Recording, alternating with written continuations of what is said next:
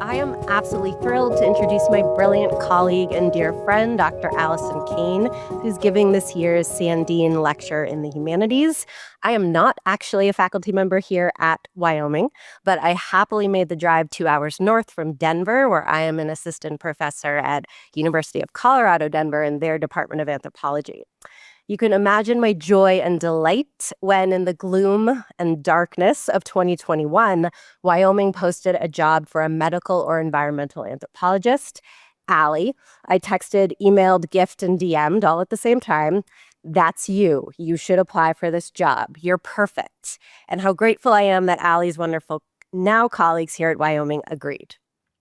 So, Dr. Caine and I first met in June of 2011 via Gmail, like the good millennials that we are.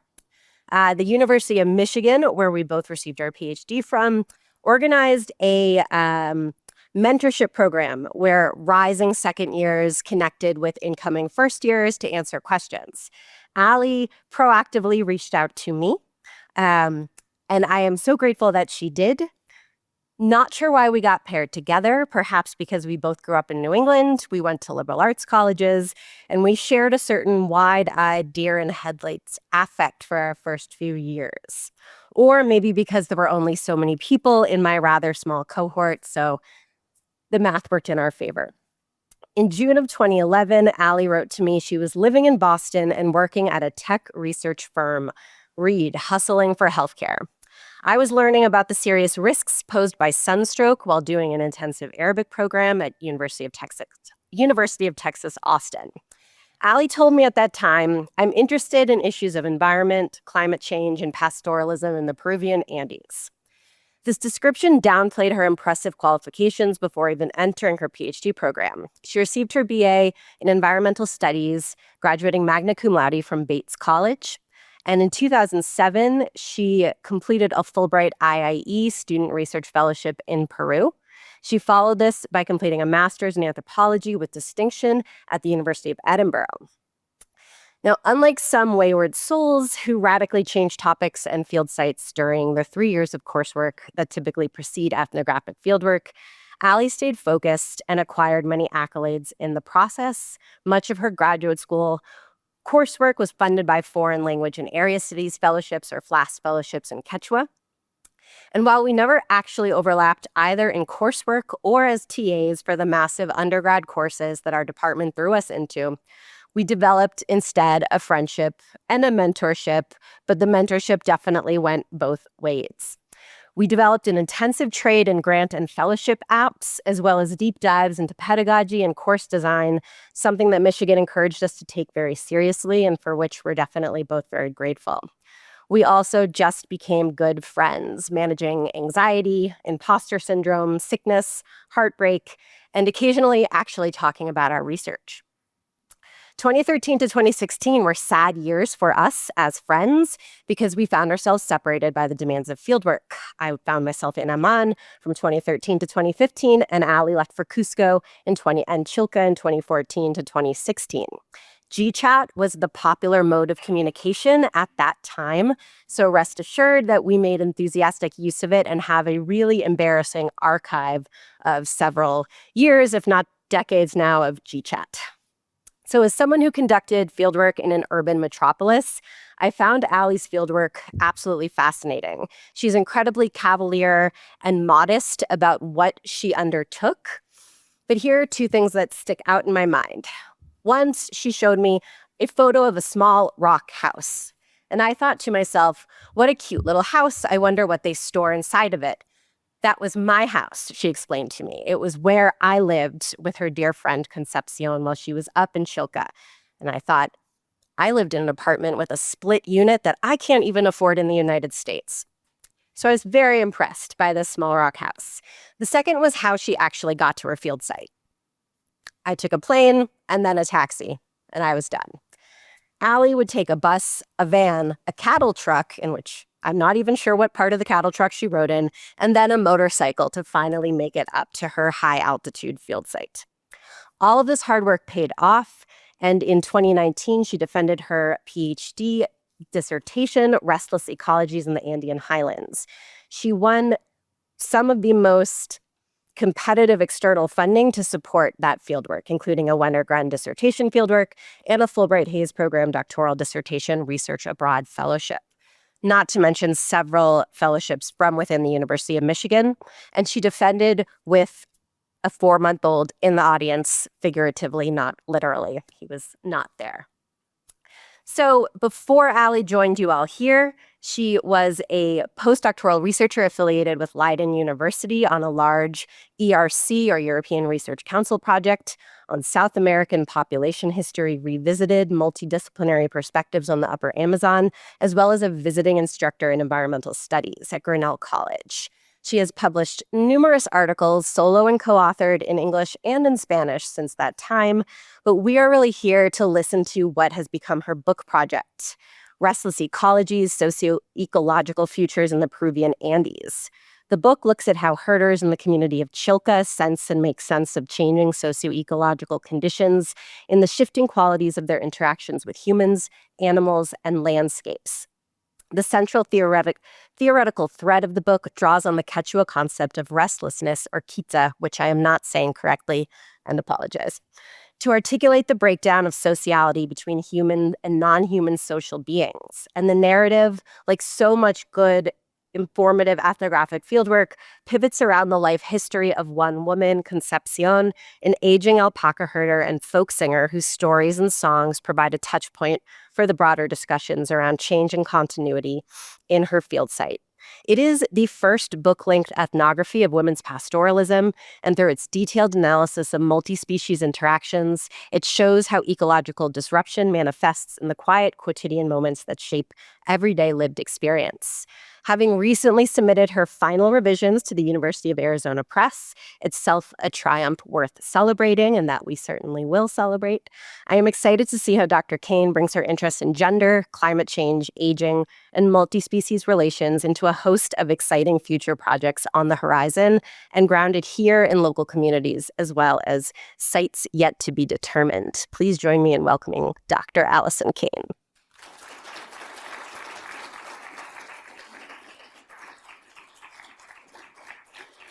Amazing. Good afternoon. Thank you all, first of all, so much for being here. It's such a pleasure to be able to share this research with you all today. Before I begin, I really want to thank Dr. Eric Sandin for providing me with this opportunity to share this research with you all, and for being a champion of the humanities more broadly. Also, Dr. Scott Henkel for being an incredible leader for the Humanities Research Group, which has brought so many people in this room together to share stories and create community across disciplines. We appreciate you so much. And of course, Dr. Christine Sargent, who is the one person who has heard this research probably more than anyone else and continues to engage with it in such thoughtful and generous ways. So I really appreciate that. Before I outline the talk that I'm going to give today, I want to first answer the question that may be on many of your minds at this moment, which is, what is the Herder's Laboratory? And to do that, I want to bring you here. And I want to tell you how, at about 14,000 feet above sea level, and some of the highest places on Earth, a little bit of magic happens beneath your feet. This is the watery and peaty subterranean composite that is the Ojo in Quechua, or Bofedal in Spanish, in English an alpine wetland. And it's this fascinating, teeming ecological community that's knit together by the flow of water from these nearby glaciers, as well as the seasonal rain clouds above. And it's also a place of transformation. So the green and fleshy stems of this plant community transform that dark peat and the water and the sunlight into nutrients for the animals to consume. Those animals include llamas and sheep and alpacas that then convert all of that water and soil into their wool, their dung, their meat for the human communities that live at the wetlands edge. And for the people that I'm going to talk about today, for the Quechua-speaking paca herders in the Peruvian Andes, these wetland systems are known to be integrated with the entirety of the world's water, all the way from the ocean up into the cosmos and back down again in this vast metabolic network of which humans and animals are likewise a part. And these wetlands are also spaces of inquiry for these herders, and they're spaces of revelation. So one wetland that I'm going to talk about today was called Iliachi. It was actually the favorite herding place of the woman that I lived with in this community. And this place was always known to be revelatory. Its very name, Iliachi, comes from the Quechua word to illuminate, which carries the same meaning in Quechua as it does in English, right? So it means to light up, but it also means to enlighten. And there's a lot to learn from these places. At their roots, these wetlands are an assemblage, a relation, a network, a community. And as such, they contain within them the risk of fragmentation. But they also contain the promise of continuity and connection. And that is going to be the focus of my talk today. How people in this landscape come to know this part of the world, but also how they come to know the world more broadly and what's happening to it through this landscape and through their engagement with these places. So in the next 40-ish minutes, I'm going to take us deeper into what I've called the Herder's Laboratory to understand Indigenous climate science in the Peruvian Andes. And to do that, I'll first introduce the mountain chain that is the Andes Mountains, and I'll explain how this part of the world has contributed to our understanding of the Earth and its processes for centuries, if not millennia. And then I'll introduce the herders of Chilca, a small community of alpaca herders in southeastern Peru, who are the real experts of this place, right? Who took me under their wing and helped me learn how to read and experience and interpret this landscape in new ways. I'll talk about the laboratory and its methods. So, as Chris said in her introduction, how people sense and make sense of the world around them and how it is changing through their daily practices of care and living with animals and other people and landscapes. And then I'll talk about the lab results. So what I mean by that is what herders in the Andes perhaps have to teach us all about what is happening in our shared world. And finally, since the holidays, I will end on a hopeful note. And after that, I would be delighted to take your comments and your questions. I'll pause here. Can everyone hear me okay? Okay. It's a bit loud? A little louder? Okay, I'll get closer to the microphone. Thank you. So first, to orient us in this part of the world, these are the Andes Mountains in South America. This is a massive mountain chain, 7,000 kilometers, emerging from the coastal shrublands of Venezuela, traversing all the way down the continent's edge to submerge at the southern tip. And the Andes can actually be considered in many ways one of the birthplaces of the ecological sciences as we know it. So it was here in the Andes Mountains in the early 1800s that the German naturalist and philosopher Alexander von Humboldt diligently mapped lines of relation between different phenomena on Chimborazo Mountain in Ecuador. So he mapped elevation, temperature, atmospheric pressure, humidity, plants, animals, and in doing so, he ordered the world in such a way that continues to inform our holistic ecological understanding of the interrelatedness of terrestrial, atmospheric, oceanic systems, and all of those species that rely on them. So my research took place about 1,600 kilometers south of Chimborazo in southeastern Peru in a mountain range that is called the Cordillera Vilcanota. And today, this mountain range is considered one of the most important climate laboratories of the world. So here's a satellite image of that mountain range, the Vilcanota. And as you can see from this image, it is a highly glaciated mountain range. It's about 80 kilometers across. It houses the largest tropical ice cap on planet Earth, which is the Calcaya over there on the eastern terminus.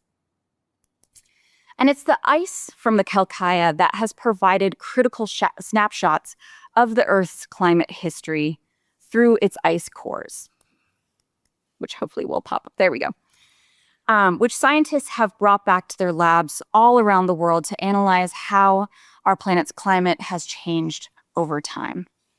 And based on their work and that of many other teams of climate scientists in the Cordillera Vilcanota working in many different projects, we now know a number of things.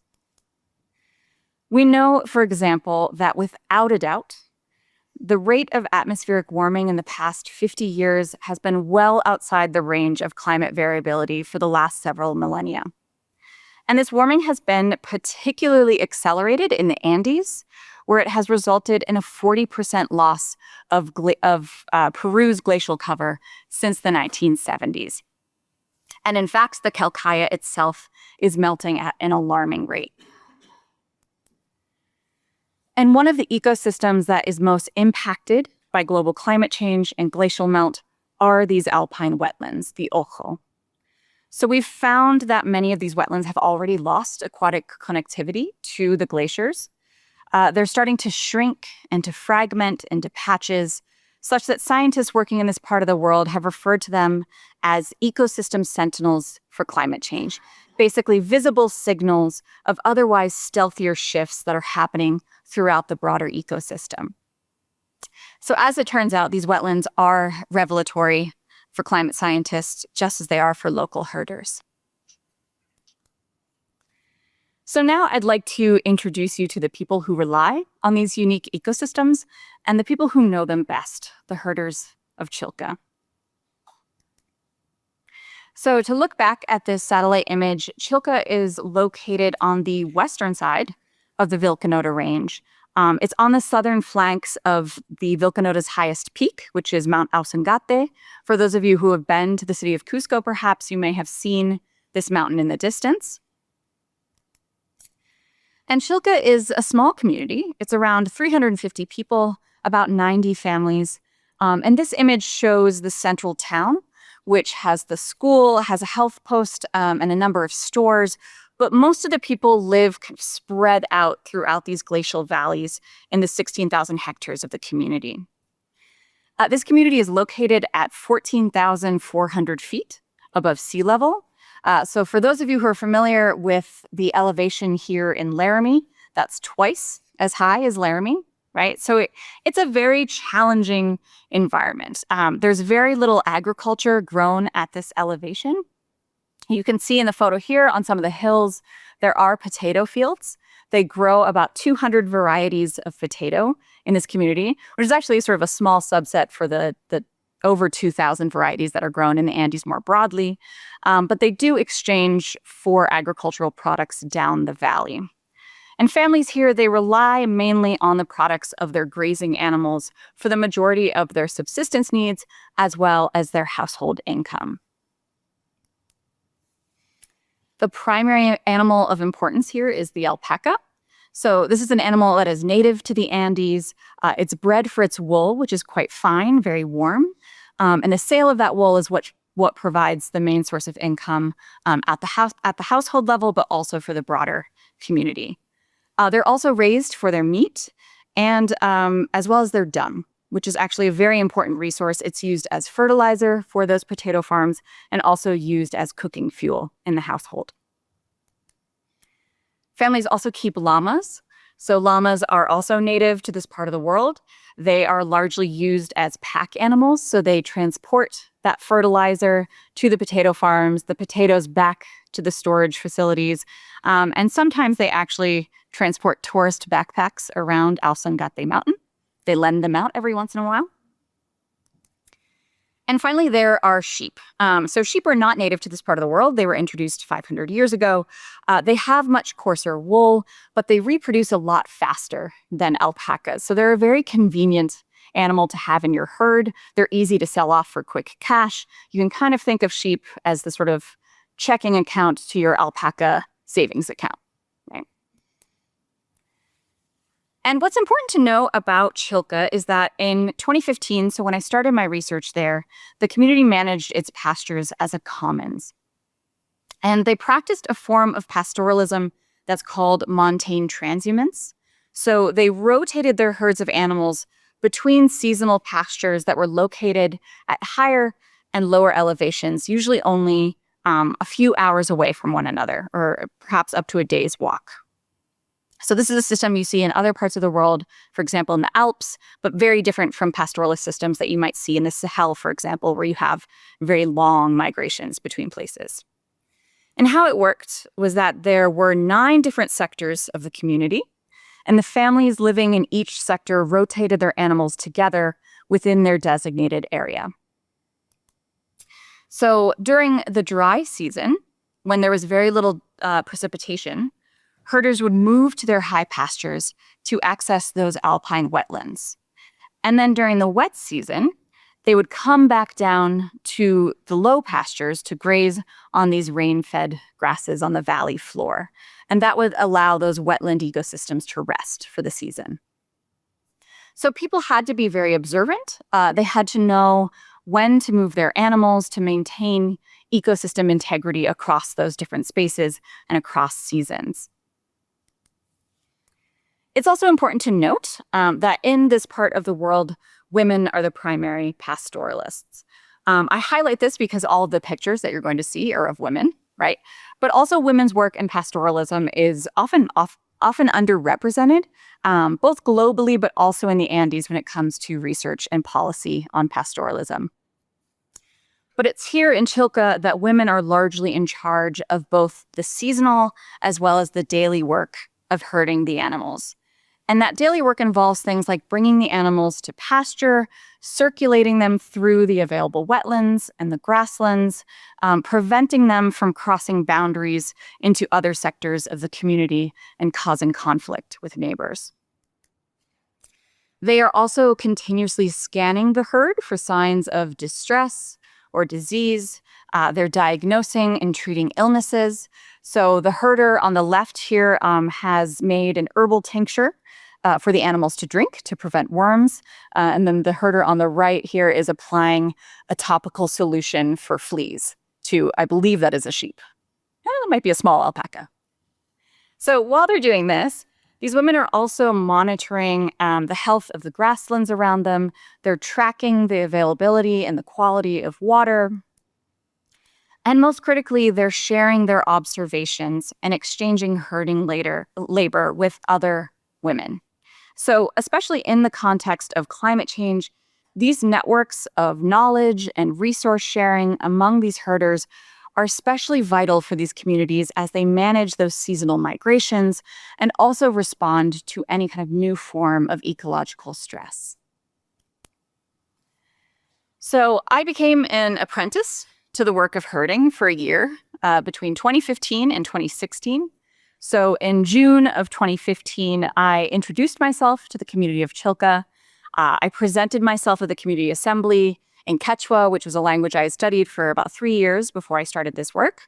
Basically saying, I'm a researcher from the United States. I'm studying pastoralism and traditional ecological knowledge. Can I come live with you all? And they put it to a vote.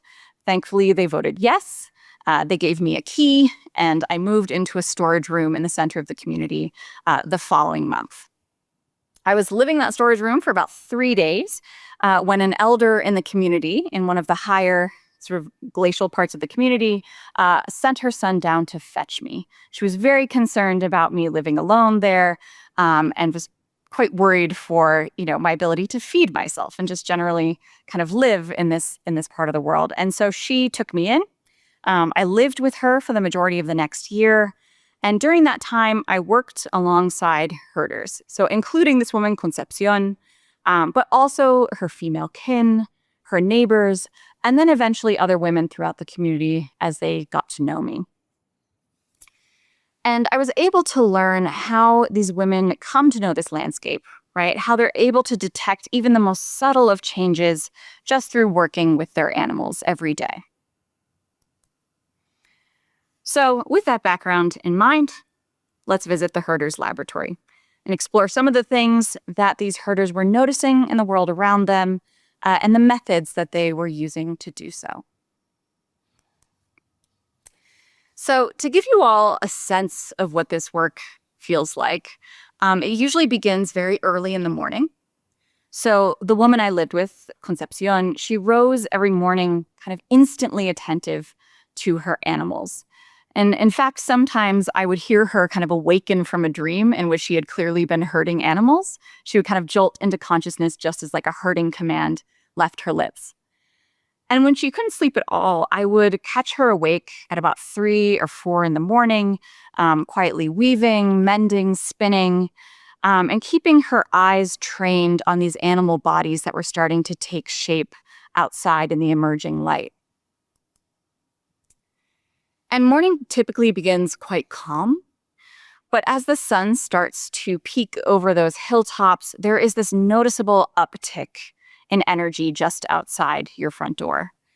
The animals whose backs at this point are still coated with frost from the previous evening, they'll start to rise, they'll begin to take to the hilltops, and at that point, you kind of quickly have to start packing your things.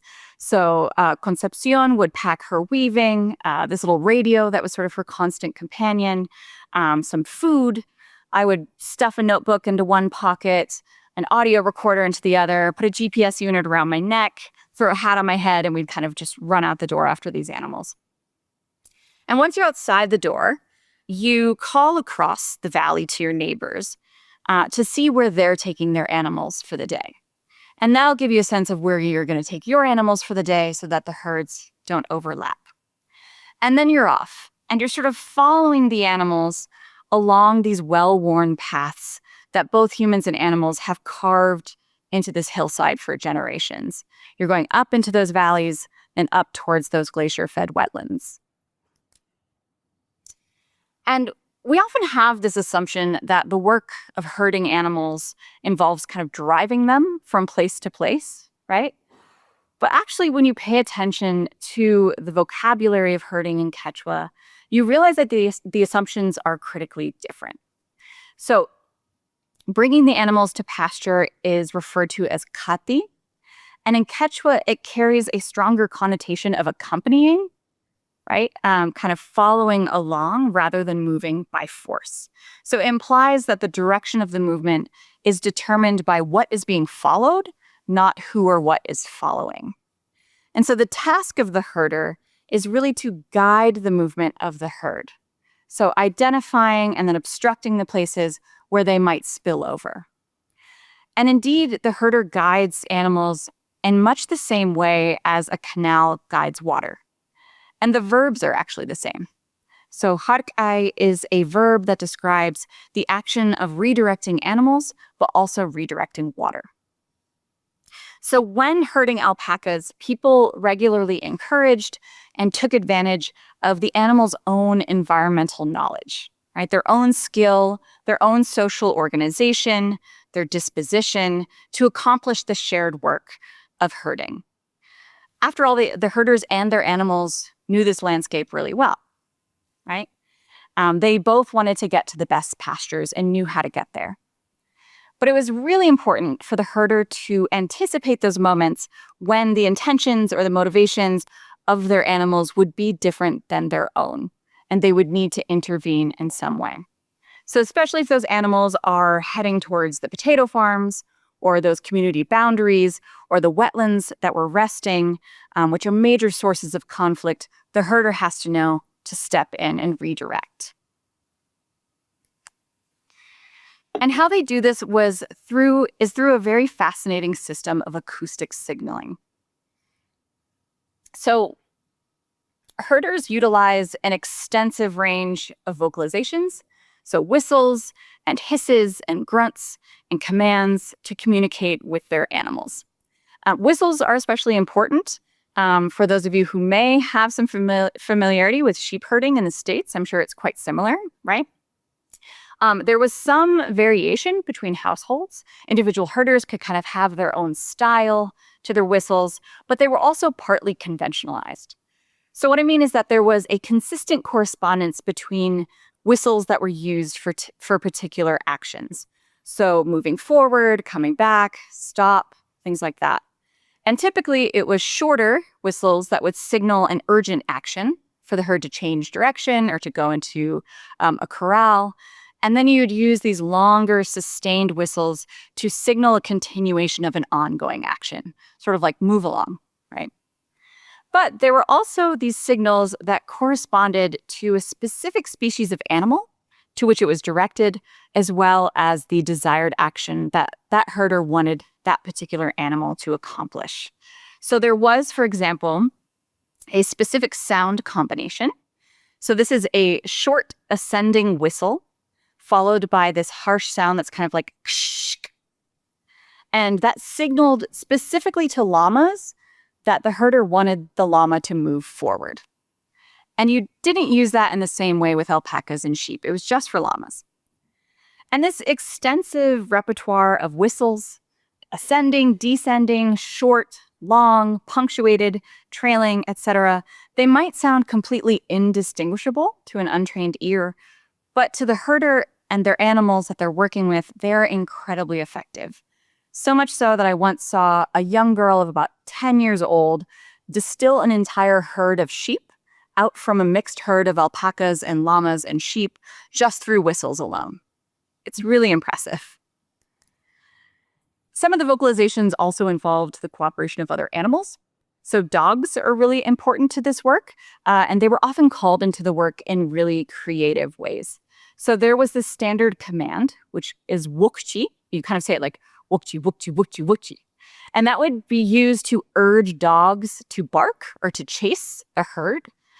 But it was also used in the absence of a dog to signal to a herd that they should move forward, right? So they would kind of be compelled to move as if a dog were chasing them. Do want to give a quick shout out to the dogs of Chilca. That's Beethoven on the left, a very skilled herding dog, really good boy. That's Perlita on the right, not very skilled, but very cuddly, so still had her role. So in the months after I arrived in Chilca, my ears kind of became trained to these patterns of acoustic signaling that permeated the pastures from sunrise until sunset. And in many ways, I thought of them as sort of the constant soundtrack of life in Chilca, and also its audible heartbeat, right? They just kind of kept things going. And I actually want to play a clip here. This is about 30 seconds. It's a bit confusing because there are 3 herders in this clip, and there are also 3 birds, at least. And they start to blend together, but this will just kind of give you a sense of what this sonic landscape sounded like.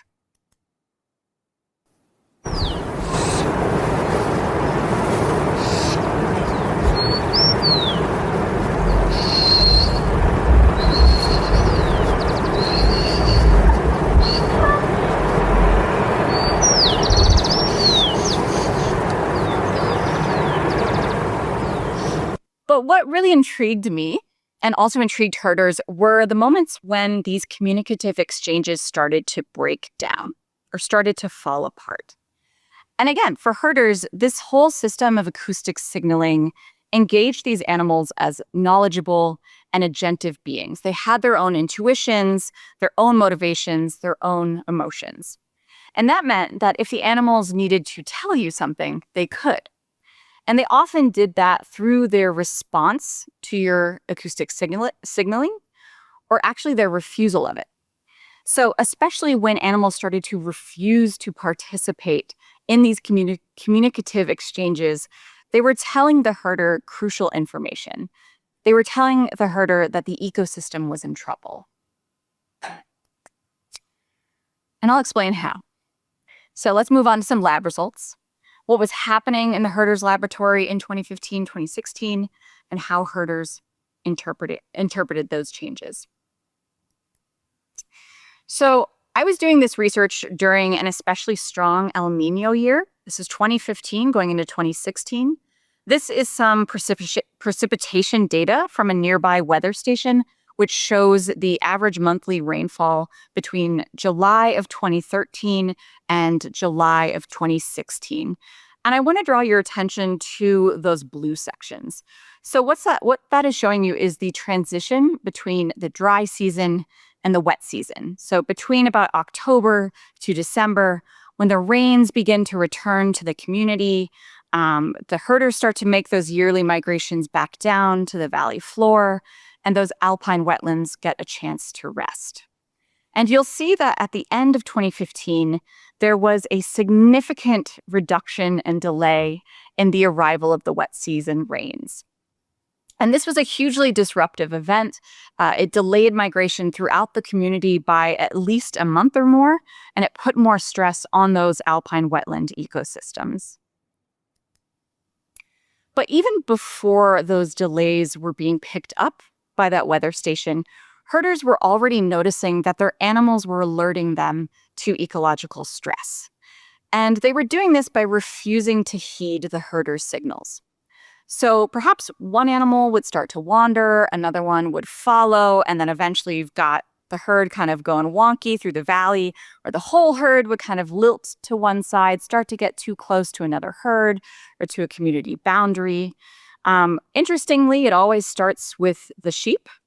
Sheep are incredibly wily creatures. Maybe some of you in this room work with sheep. They have a very different flocking behavior than alpacas. So whereas alpacas will tend to stay together, sheep will start to scatter kind of at random. But eventually those sort of wandering tendencies that start with the sheep spread to the alpacas. They spread over the course of days or weeks until the whole herd becomes restless and unwieldy. And all of those expectations of trust and intuition that underpinned human-animal sociality would start to break down, leading to very agitated animals and very frustrated herders. And people in Chilca had a word for this behavior. They referred to it as quita. It's one of those words in Quechua that has an expletive consonant, which is very hard to produce when your mouth is kind of in English mode. But I began to hear this word in the later months of the dry season. I heard it when it was kind of shouted at some offending animals, but I quickly became intrigued by it. It seemed to have a slightly different valence than the usual kind of string of insults that you might yell at a sheep that's wandering off. And I began translating this word as restlessness to get at how it kind of describes this state of agitation that's evidenced by some form of unpredictable movement, so wandering off, for example. But its meaning is much more complicated than that translation suggests. So it is a word that is mostly used with animals, but I have also heard it used to describe humans. So it's used to describe, for example, people who are intoxicated, right, and sort of like stagger and swerve without direction. It can also be used to refer to wild plants that look edible but aren't, or the wild counterparts of domesticated animals or plants. For example, the human's quita is a monkey, right? So it sort of has this like parallel kind of world. And across its usage with animals, with humans, with plants, it suggests some form of deviation from social norms, right? A lack of attention to these reciprocal relationships with other beings. So in other words, it signaled that the expectations of sociality, of relatedness, had broken down in some way, right? So beings and phenomena couldn't be trusted to remain in their sort of expected time and place and in their predictable relationship to one another. And to understand why this concept of restlessness struck me as so significant, it's really important to know a bit more about Andean ontologies, right, or worldviews here. So in Andean communities like Chilca, there's not this kind of clear separation between nature and culture in the same ways that we might think of it in the States, for example. So people, animals, and landscapes are all understood to be social beings. They communicate with one another. They literally talk to one another.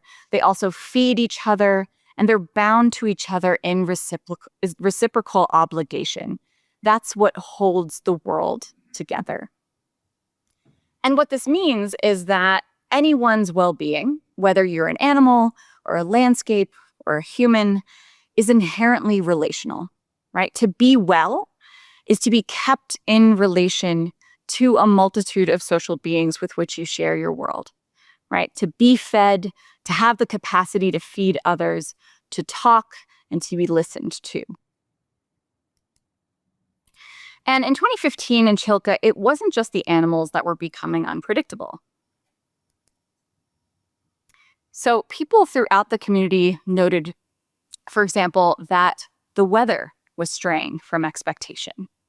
So they would say things like, the rains no longer arrive at their proper time, or weather patterns may have flipped, right? So the rains are missing in the wet season, but then they show up unexpectedly in the dry season. People also notice a change in intensity. So when the rains do come, they seem to fall a lot harder than they used to. They're just more intense. And I even heard people say things like the sun burns hotter now than it used to. The wind is even windier than it used to be. One woman simply told me that it feels like the seasons are just going crazy, like nothing is in its expected time or place.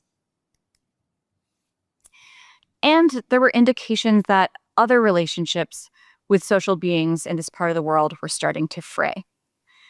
So in addition to that breakdown in relationships between humans and animals, women were also sensing changes between humans and the social beings that inhabited the landscape. So, for example, this herder, Victoria, described to me how younger generations were no longer acknowledging their reciprocal relationship with the landscape, right? So she says, we used to make offerings to the earth here. Now the earth isn't remembered.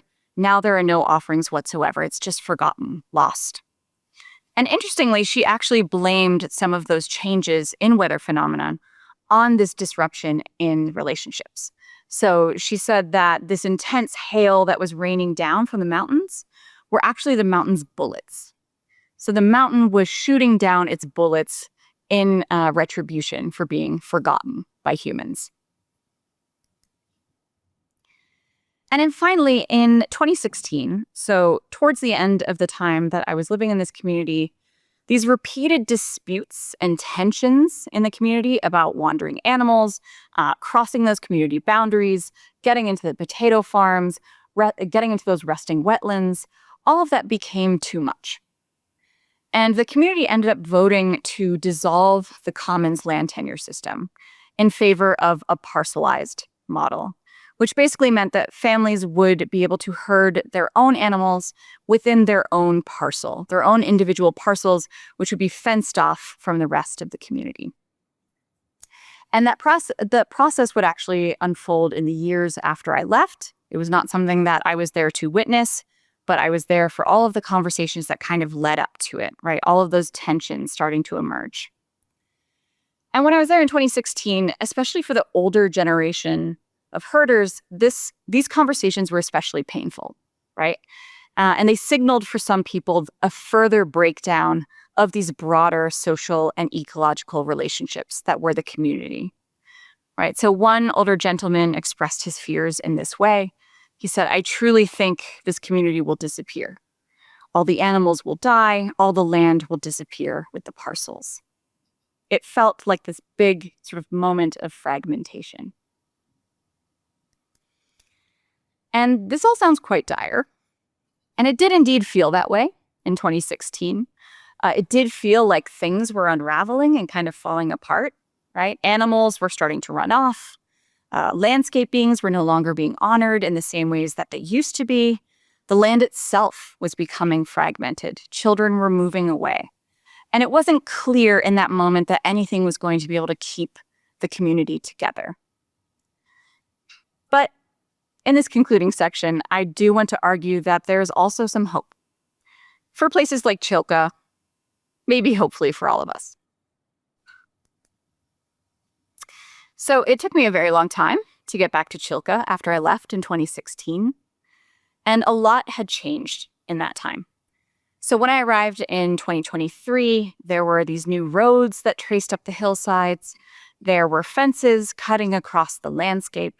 I noted with great relief that Concepcion's parcel of land included that beloved wetland Iriachi, which I noted with relief because I was really worried about her being kind of disentangled from that landscape that meant so much to her.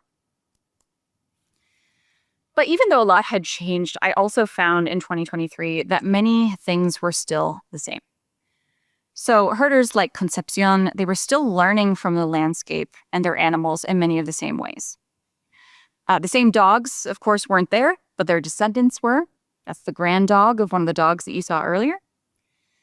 And the children that the herders had been carrying on their backs when we went out with the animals in 2015, those children were now herders themselves. They now had their own animals that they were watching in the family herd. And I also found that women in the community were taking on new methods of knowledge production, new methods that allowed them to communicate across difference, to advocate for themselves and their community in new ways, and in the face of continuing changes. And finally, although land tenure change in Chilca took on many of the legal and linguistic and material practices of privatization, I found that people were still forging practices of collaboration, of exchange and connection. They were still circulating resources and knowledge across the community. They were just doing it in slightly different ways, right? And so instead of this irrevocable rupture or fragmentation, I found when I went back, the community of Chilca was still there, still very much in relation. But I continue to think about this word quita and about restlessness. And I think a lot about what this means for all of us in the world that we live in today. And on one hand, I found that Quechua word for restlessness really helped articulate some of the things that we're seeing in other parts of the world, right? Where phenomena are coming untethered from their expected positions in time and space, and these predictable forms of relationality are starting to unravel. And whether that's delayed rains in the Andes, melting permafrost in the Arctic, unexpected wildfires in the States, right? The shifting migratory patterns and life cycles of some species, the extinction of others, all of these shifts have made it really difficult to sense and make sense of our world, to predict its qualities, and to find those points of connection and collaboration. And yet, I'd like to think that restlessness leaves the state of things rather open-ended. With some urging and a lot of resilience and ingenuity, people and animals in places like Chilca are managing to stay in relation with one another and with this landscape. Or to borrow a term from Donna Haraway, they're staying with the trouble, even as the earth is shifting beneath them. And while fragmentation might seem the sort of logical end result or conclusion of restlessness, there are still these continued practices of relation and care that endure through disruption in places like Chilca. And if you all are like me, these days sometimes things can feel quite fragmented or precarious or fragile. But I'm also really hopeful that under the surface, beneath our feet, there's still some magic. And that if we can find those enduring streams of continuity, of connection, creativity, then we might just be able to forge our way towards more just and interdependent and collaborative futures in a restless world. Thank you.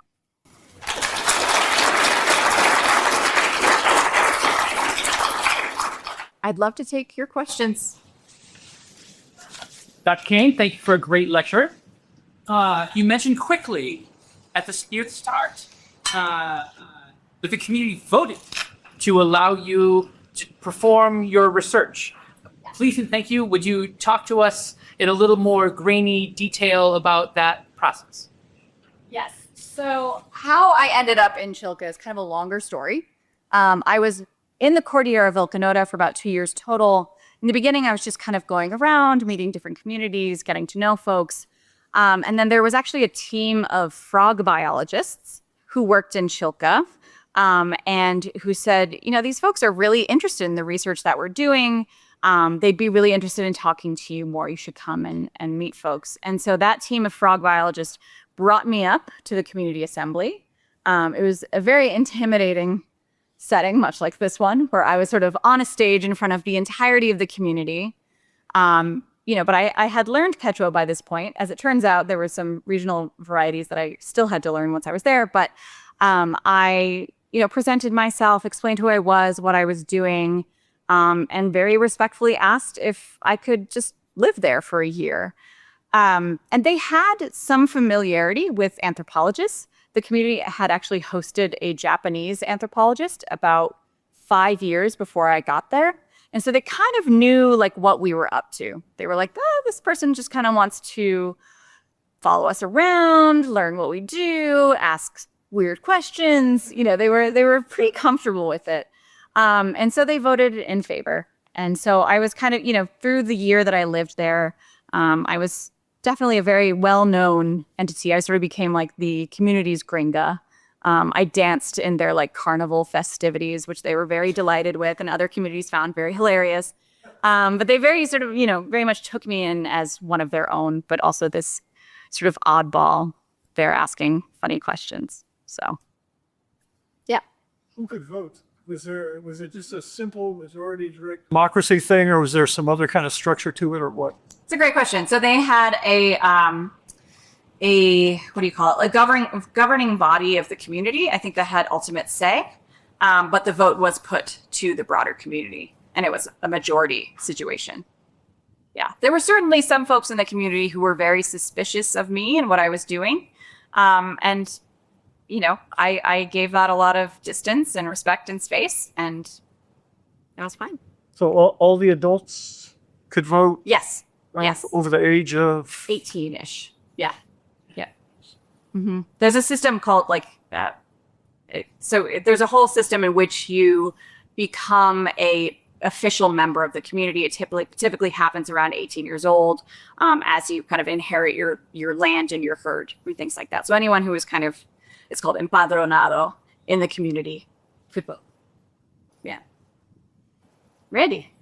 So it's really amazing that while you were there, that you saw this, like you witnessed this sort of privatization kind of process happening. Like, was that just coincidence? Like, were you like watching like Garrett Harding's tragedy at the convicts like unfold, or did you get some sense that maybe it was more like cyclical? Do you think that during more favorable times would they go back to kind of comic-oriented situations? Was there any evidence in the past that this had happened before? Yeah. Sense of those dynamics? No, absolutely. I mean, I think this is part of my argument around why we could look at what happened here and see it sort of as like, the tragedy of the commons and the enclosure and the sort of like typical narrative of what happens to these types of land tenure systems. But actually, when you place it within the broader land history of this area, it is much more kind of cyclical. So this was an area that was under sort of hacienda rule for a while. There were 3 haciendas, which are like a private estate in this community up until the agrarian reform. So up until like the 1970s. And then once that happened, there was this whole kind of long process of retitling of the lands. And, I think like montane transhumance is always something that is practiced in this part of the world. It has to be. That's how you survive. But it kind of falls under these different modalities over time. And so this sort of common system was working for a pretty long period of time. And then I think just by coincidence, I happened to be there when they were deciding that this was no longer working for them, and they moved into a different system. Yeah. But they still rotate their animals between high and low pastures. It's just a different system now. Often you kind of have to rent pastures from someone else. You just manage it in different ways. Yeah. Yeah.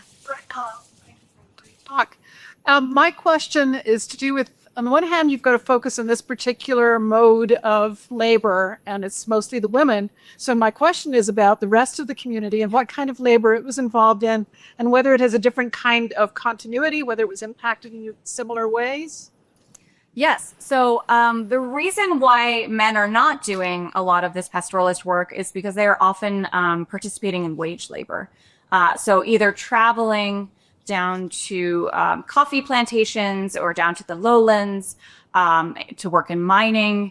A lot of the community works in tourism because there is that trek around Allison Mountain.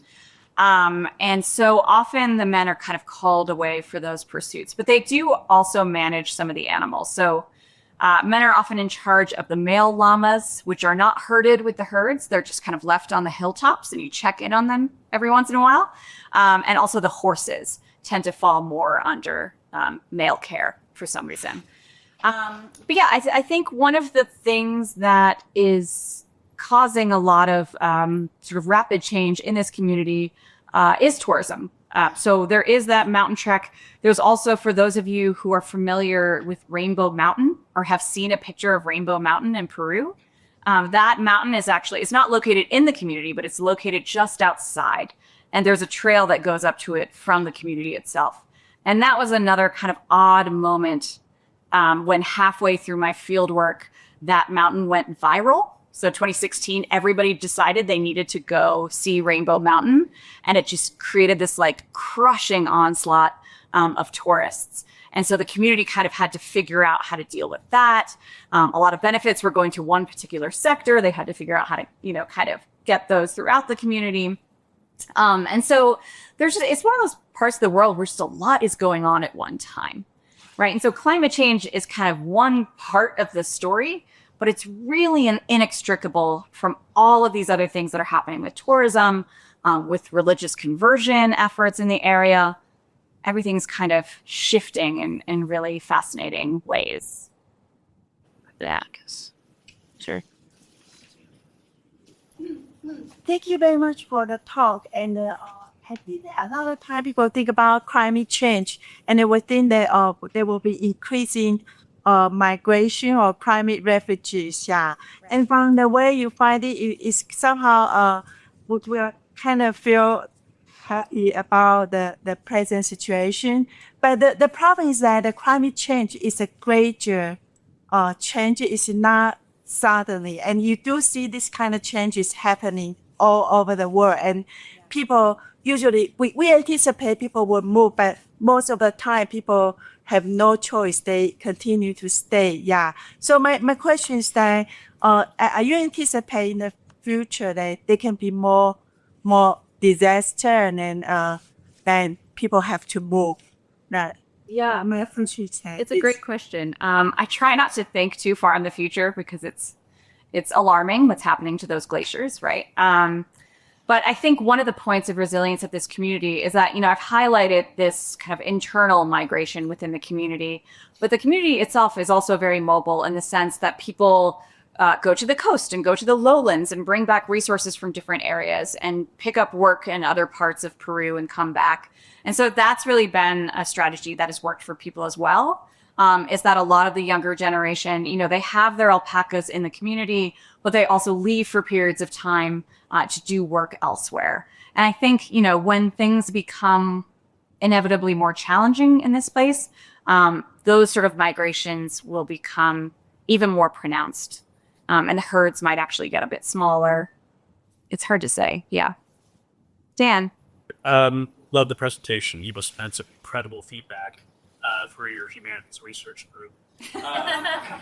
Indeed. I'm curious. I thought it was really fascinating when you present sort of the, scientific understanding of, we were able to measure directly waterfall, right? And that's how we were able to understand that there were changes. But you seem to suggest actually people living in these areas were able to detect it sooner, right? Yeah. So science is based in the senses, right? But as humans, we tend to privilege certain ways of engagement.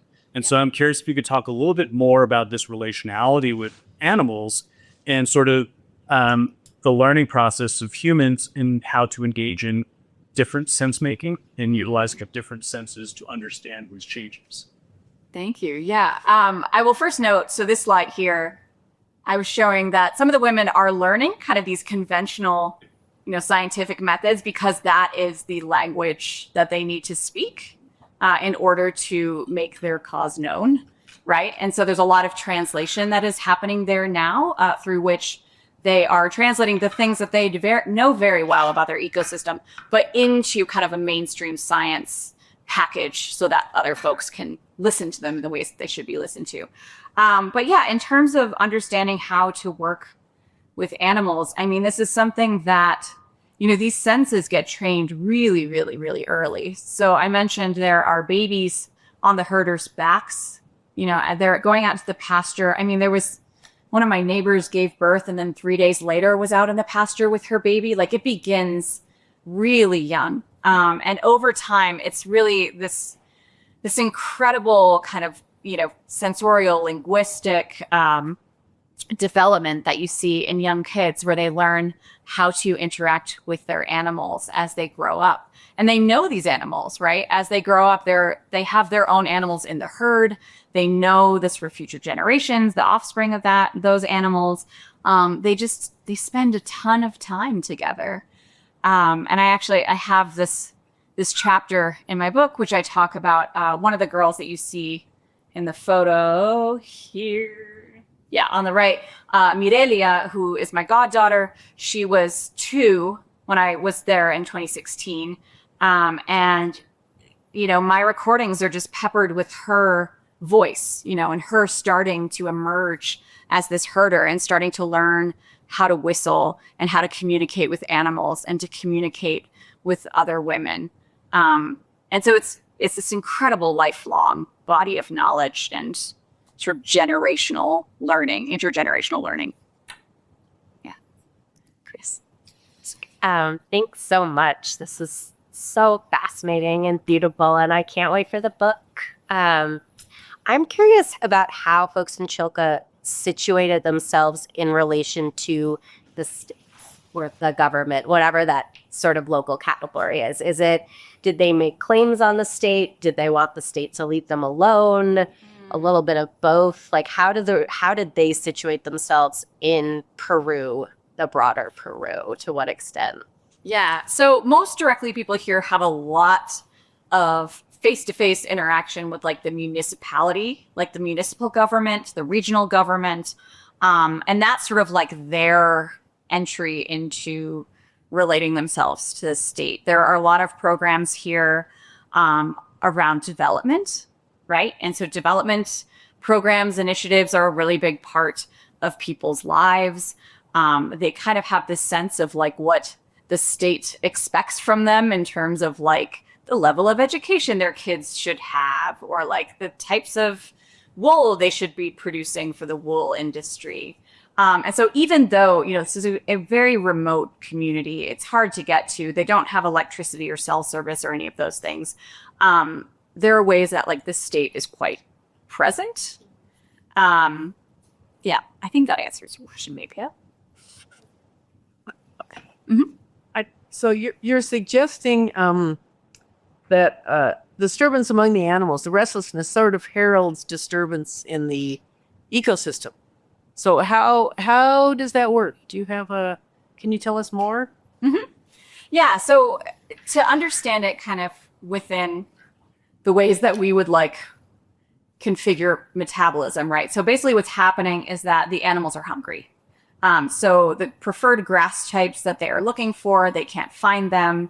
There are certain grass types that have a higher biomass, higher protein content that the animals really kind of search for.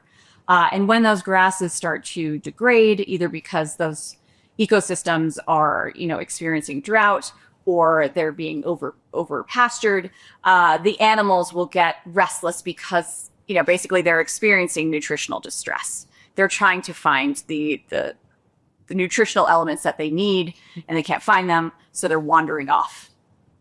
Yeah. Yes. I'm wondering, is there variation in the acoustic signaling between like family groups and herds, or is it consistent throughout the community? Yeah, so it's kind of a blend, right? So I think sort of individual households and to some extent individuals will have some variation within their herding whistles and their calls.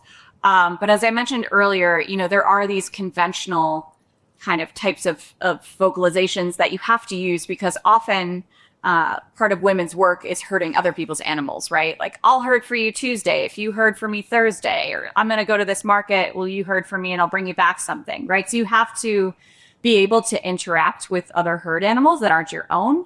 And so it has that kind of level of conventionalization. But I do think there is quite a bit of innovation within that. It's one of those things that I really wanted to study, but like wasn't completely within my purview. I kind of made that one sort of like, what is it, spectrograph of that one herding whistle. Because I was like, this is so fascinating. But I just don't have, the time to get into like the categorization of it. But from my understanding of the system as I experienced it, there were some points of variation, but a lot of sort of conventionalization across herds, across the community. If we're maybe at rest for questions for Dr. Caine? Question mark? Then another round of applause.